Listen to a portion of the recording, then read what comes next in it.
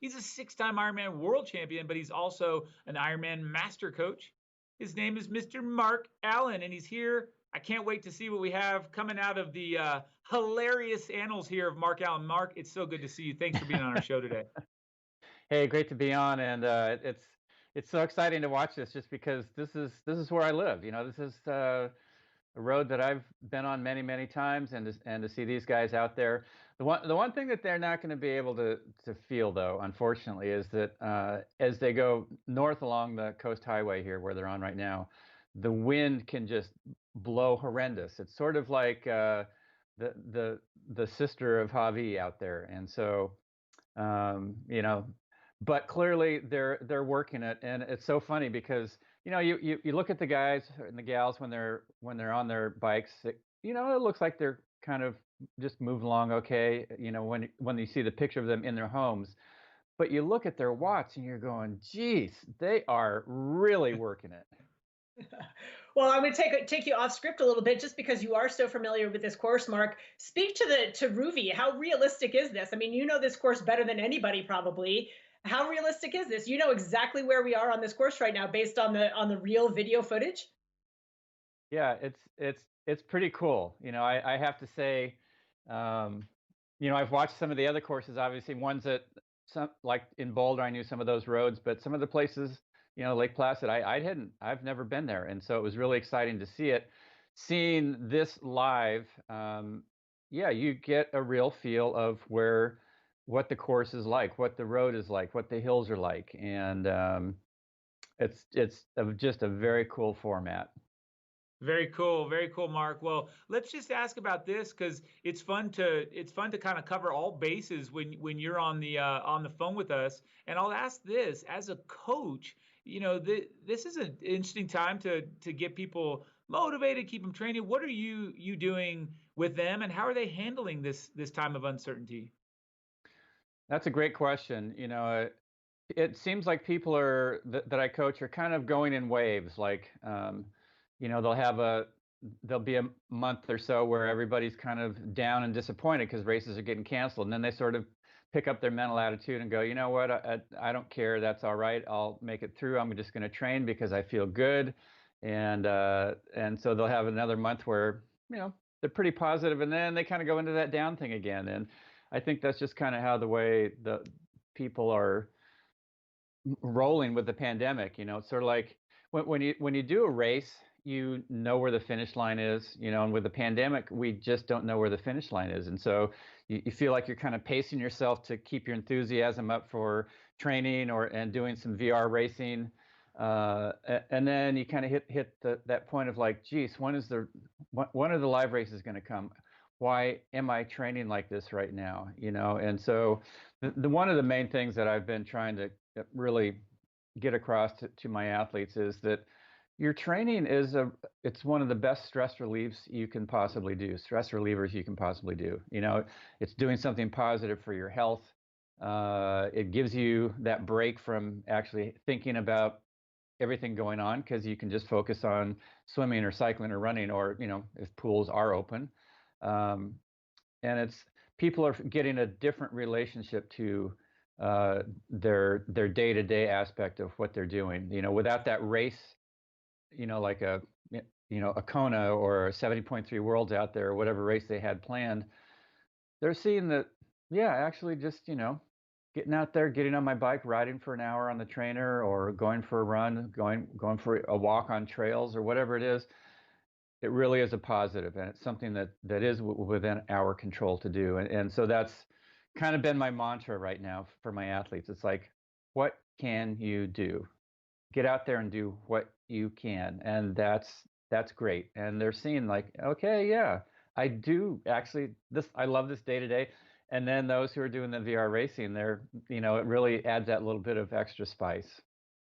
Well, Nice. hearing you talk about sort of how your athletes, what you're witnessing in your athletes, and sort of their waves of motivation and somewhat despair, is not dissimilar to the journey across an Ironman race. If you think about it, you definitely have highs and lows throughout, any Ironman race, where you think, oh my goodness, how am I going to make it to the next aid station? And then all of a sudden you get some calories on board and you feel great again. So talk to us a little bit about the mental strength that's nurtured in Ironman training and racing, and how we can sort of cultivate or harness some of that mental toughness right now. Well, that's a great point, Dee Dee.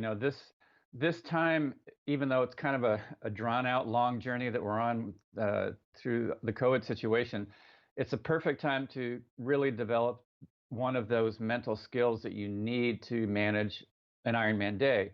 Like you said, in a race, the longer the race, the more periods there's probably going to be for you where you feel good and then you don't feel so good, and maybe you feel your dreams slipping away, or maybe you thought you were going to run every step of the marathon and you find that you're walking, or whatever it is.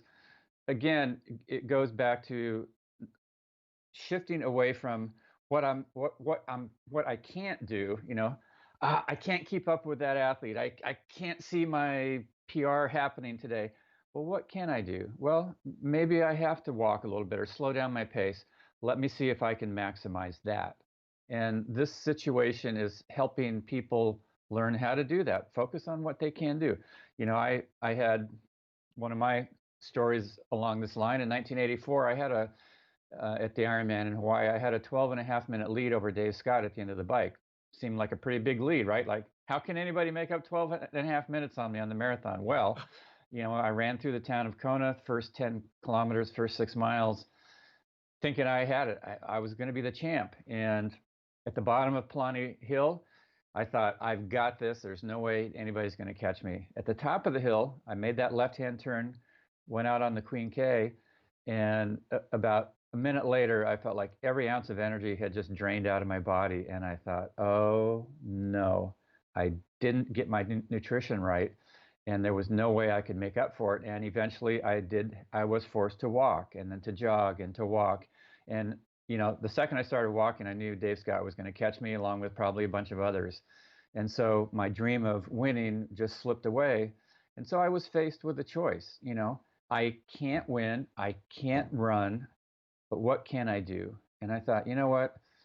I have a couple options here. One, I can drop out. That didn't sound so good. Second, I can just sort of slog through this and get to the finish. And that didn't sound like anything that had any worth to me. And so I thought, you know what? I'm in about a 20% situation here, but I'm going to get 100% out of it. And so that's what I did. I said, when I'm walking, I'm going to walk as fast as I can. And if I can get some calories in and start running for a little bit, then I'll run as fast as I can. And so that's what I did through the whole marathon. And I ended up in 5th place. And in 1984, the top 5 men and women were brought up on stage at the awards and honored. And it really had a lot of meaning to me, because I saw that, even though that wasn't my dream, my ideal, Dave Scott won and I was 5th, I could hold my head high because I knew I gave everything I had. So it was like, what can I do? And to bring it back, as you said, Dee Dee, these are times when things are a little unpredictable and we don't know what's coming next, but we have that choice every single day. What can I do? And that's really helped a lot of the athletes I coach sort of pick up those mental pieces and just keep going, enjoy their training, and to just say, okay, at some point this will be over, and when it is, I'm going to be pretty darn fit. Man, great answer, Mark. Thank you so much for sharing that. And here, I'll just chisel this down for listeners. He's won 6 Konas, and he just told you a story about one where he persevered, and what a great memory. He got 5th. So folks, when you're struggling, in a couple of years, you're going to think back and say, man, it was that struggle when things were rough that you really can think back on, and really moments of growth. So Mark, great answer. Thank you for sharing that. I love it. So let's just ask another question here real quick. The challenges that you've been creating for the virtual club members, have you liked, doing those and getting these thousands of folks challenged around the world to do these tough things that you create?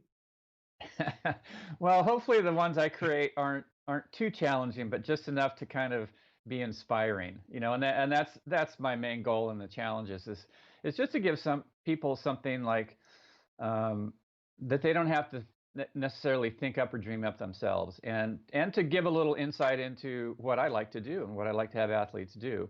One of the challenges were just some of my favorite faster sessions, and but the main thing is just to give people something to grasp onto, like, okay, let me try this challenge. And they really are fun. And I like to see what the other coaches dream up too. Like, what did Dave Scott have these athletes do, or what what does Matt Dixon like to have people do? And so they're really fun. This beach that they're passing right here, the parking on the right, it's one of the most beautiful beaches on the left. It's called Panther Beach, and you walk along a trail along the bluffs, and then you go down onto this beach, and it's this just beautiful expansive beach that's bookend with these huge cliffs on either side. Really just gorgeous.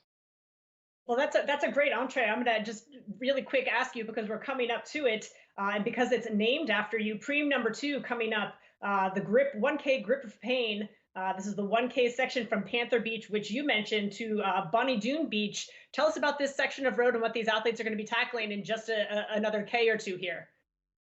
It kind of looks like it's just this dead flat course, which is kind of like how you think of the bike course in Kona, but really it's not. It's either long gradual ups or long gradual downs. There are a little more distinct rises and descents, but basically you're having to stay on your gearing on those uprises so that you don't slow down too much. And then on the downhills, you can really, on the down grades, I should say, you can really make a lot of time if you stay on top of your gear, on top of your watts. And in the real world where the wind's blowing, it can be very, very challenging to do that.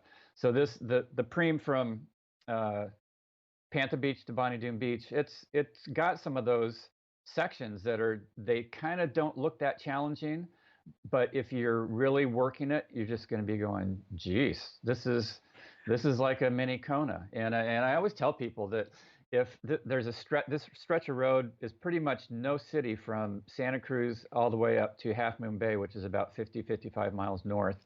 And if it was about 20 degrees hotter, it would be the perfect place to get ready for Kona, but it's just a little bit too cool. I like the coolness. It's not cold. It's probably in the summer every day it's about 70, but getting ready for Kona, you need something that's closer to 85, 90 for a lot of your rides. Good stuff, Mark. Wow, great. Always great to hear from you and hear all the stuff that's going on with you. You've shared a lot of great lessons. So thank you so much for your time today. And we appreciate you. And we hope that you get out there and enjoy maybe some time at Panther Beach later, maybe jump in and do some surfing. So thanks. And anything else you want to say to these racehorses before we say goodbye? You guys are looking good. Just keep it up. And you guys commentating, you and Didi, awesome. I think you're going to get an Academy Award for your work here. Oh, thanks, Mark. We appreciate it. Good compliment, and we will see you soon. Thanks again for your time. That is 6-time Ironman winner and master coach right there, Ironman master coach Mark Allen.